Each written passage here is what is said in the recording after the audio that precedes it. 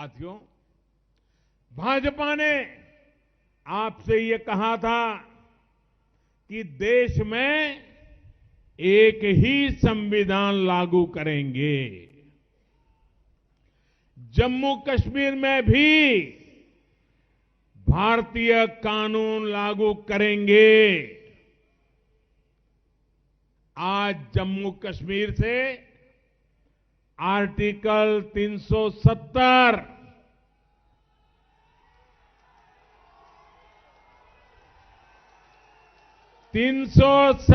हट चुका है और भारत का संविधान पूरी तरह से वहां लागू है। आप मुझे बताइए, 370 हटाने का वादा हमने पूरा किया कि नहीं किया? ये बड़ा निर्णय हमने किया कि नहीं किया?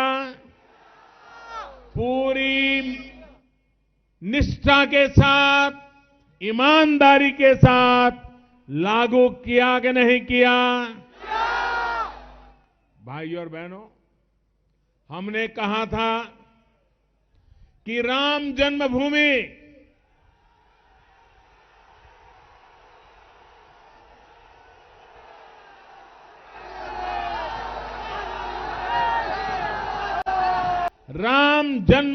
को लेकर जो विवाद सदियों से, यानी 2-5 साल 50 साल नहीं, सदियों से चल रहा है, जिसको कांग्रेस ने जानबूझकर के उलझाया, बार बार उलझाया।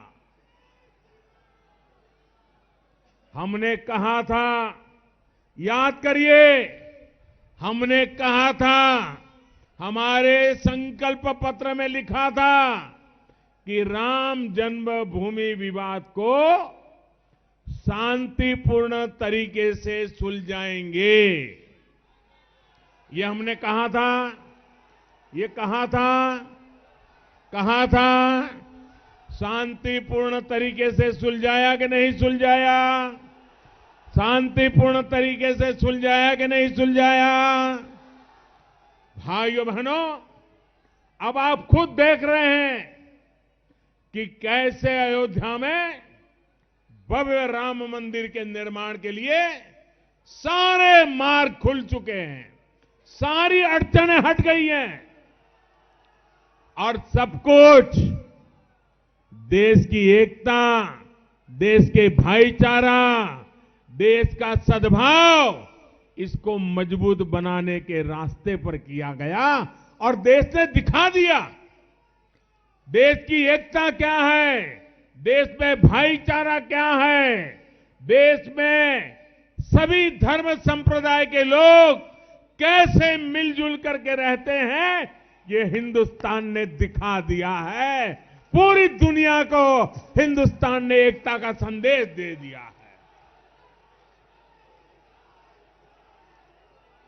साथियों, हमने ये भी कहा था कि 3 तलाक, ये जो कुप्रथा इस देश में करोड़ों बहनों को नर्क का जीवन जीने के लिए मजबूर कर रही है।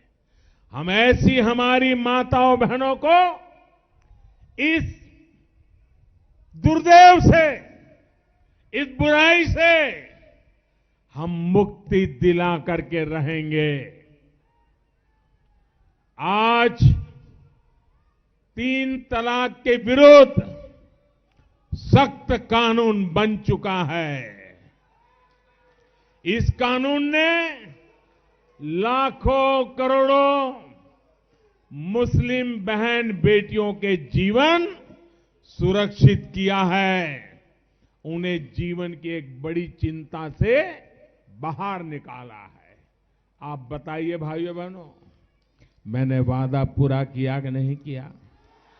मैंने वोट बैंक की कभी चिंता नहीं की है, लोगों की भलाई के लिए काम करने का मेरा इरादा है। किया कि नहीं किया? और कुछ लोग भ्रम में रहते हैं कि 3 तलाक से ये जो मोदी ने कानून बनाया है वो सिर्फ मुस्लिम बहनों की मदद करता है।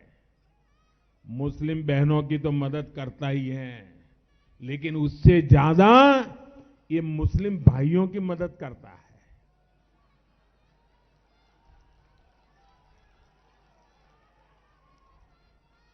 मैं समझाता हूं कैसे करता है।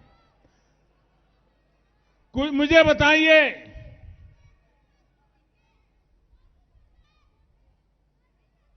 हर भाई उसकी बहन अगर उसको 3 तलाक के कारण घर आ जाए तो उस बहन को मुसीबत होगी कि नहीं, उस भाई को मुसीबत होगी कि नहीं होगी?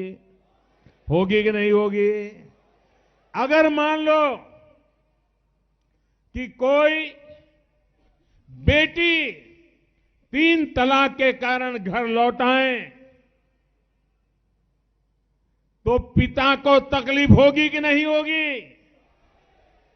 तो 3 तलाक के कारण सिर्फ एक बेटी को अन्याय नहीं होता है, बेटी का भाई परेशान हो जाता है, बेटी के पिता परेशान हो जाते हैं, बेटी की माता परेशान हो जाती है, पूरा परिवार तबाह हो जाता है। और इसलिए 3 तलाक के खिलाफ कानून ला करके हमने मुस्लिम पुरुषों की भी मदद की है। जब अफगानिस्तान में तालिबान के हमले बढ़े तो दर्जनों ईसाई परिवार भी किसी तरह अपनी जान बचाकर भारत आए थे।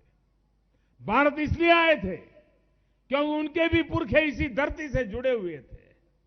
लेकिन इन लोगों का भारत में आने के बाद कांग्रेस की सरकार ने साथ नहीं दिया। ऐसे ईसाई परिवार आज भी बहुत ही दयनीय स्थिति में जिंदगी गुजार रहे हैं।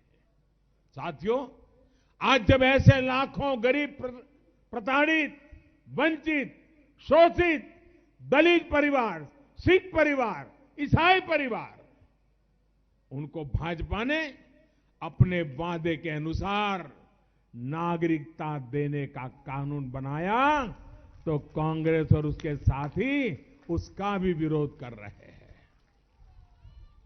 आप मुझे बताइए भाइयों बहनों, उनको न्याय मिलना चाहिए कि नहीं मिलना चाहिए? उनको भारत में शरण मिलनी चाहिए कि नहीं मिलनी चाहिए? उनको अधिकार मिलना चाहिए कि नहीं मिलना चाहिए? भाइयों बहनों, आपने अब कांग्रेस को भली भांति पहचान लिया है। कांग्रेस सिर्फ और सिर्फ कांग्रेस और उसके सहयोगियों की स्वार्थ नीति है, वोट बैंक की चिंता है। इनको पता है कि दलितों, वंचितों, पिछड़ों, आदिवासियों ने इनको ठुकरा दिया है, इसलिए एक वोट बैंक इनको अपना आखिरी सहारा दिख रहा है। इसके लिए वो इस देश को करोड़ों मुस्लिम साथियों से भी छल कर रहे हैं, उनको झूठ बोल रहे हैं। साथियों, ये जो नागरिकता के कानून में संशोधन हुआ है, इसका भारत के नागरिक जो हमारे मुसलमान भाई हैं, इस कानून से इस देश का हिंदू है, मुसलमान है, ईसाई है, पारसी है, बौद्ध है, जैन है, जो पहले से भारत का नागरिक है, उनको इससे कोई लेना देना ही नहीं है, उन पर इसका कोई प्रभाव नहीं है, लेकिन झूठ बोले जा रहे हैं। भाइयों बहनों, इसी तरह की राजनीति के लिए ही कांग्रेस और उसके साथी नॉर्थ ईस्ट में भी आग लगाने की कोशिश कर रहे हैं। वहां भ्रम फैलाया जा रहा है कि बांग्लादेश से बड़ी संख्या में लोग आ जाएंगे, जबकि कानून पहले से ही भारत आ चुके शरणार्थियों की नागरिकता के लिए 31 दिसंबर 2014 तक जो भारत आए, उन शरणार्थी को ही इस व्यवस्था का में रखा गया है। इतना ही नहीं, नॉर्थ ईस्ट के करीब करीब सभी राज्य इस कानून के दायरे से बाहर है, लेकिन फिर भी कांग्रेस और उसके सहयोगी दल जिनकी राजनीति घुसपैठियों के समर्थन से चलती है, वो वहां भ्रम फैलाने का प्रयास कर रहे हैं। भाई और बहनों, यहां से ये देवघर बाबा धाम बहुत दूर नहीं है। भोले बाबा की इस धरती से मैं नॉर्थ ईस्ट और पूर्वी भारत के आसाम सहित हर राज्य, हर जनजातीय समाज को आश्वस्त करना चाहता हूं।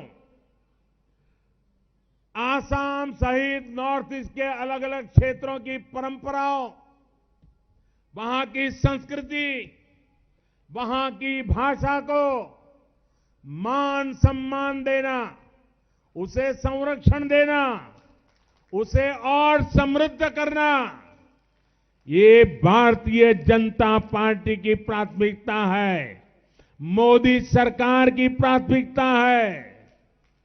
हम नॉर्थ ईस्ट के क्षेत्रीय दलों, वहां के स्थानीय संगठनों, कमेटियों, काउंसिलों के साथ मिलकर वहां के विकास के लिए काम कर रहे हैं और हमेशा करते रहेंगे। नॉर्थ ईस्ट में कनेक्टिविटी के काम हो, हाईवे हो, रेलवे हो, एयरपोर्ट हो, हेलीपैड हो, अस्पतालों का निर्माण हो, आधुनिकीकरण हो, शिक्षा से जुड़े अच्छे संस्थान हो, मोबाइल टावर लगाने का काम हो, यानी हर वो काम जो नॉर्थ ईस्ट के लोगों की जिंदगी आसान बनाए, उसे हम अपना दायित्व समझकर, अपनी बड़ी जिम्मेदारी समझकर पूरी निष्ठा के साथ निभा रहे हैं। देश के जितने प्रधानमंत्री, सबके सब मिलकर के जितनी बार आसाम या नॉर्थ ईस्ट गए होंगे, उससे ज्यादा बार मैं अकेला गया हूं।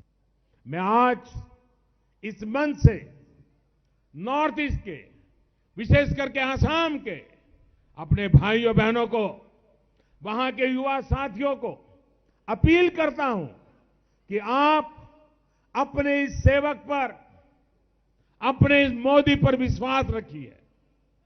मैं नॉर्थ ईस्ट के भाइयों बहनों की किसी परंपरा, भाषा, रहन सहन, संस्कृति, किसी पर आंच नहीं आने दूंगा।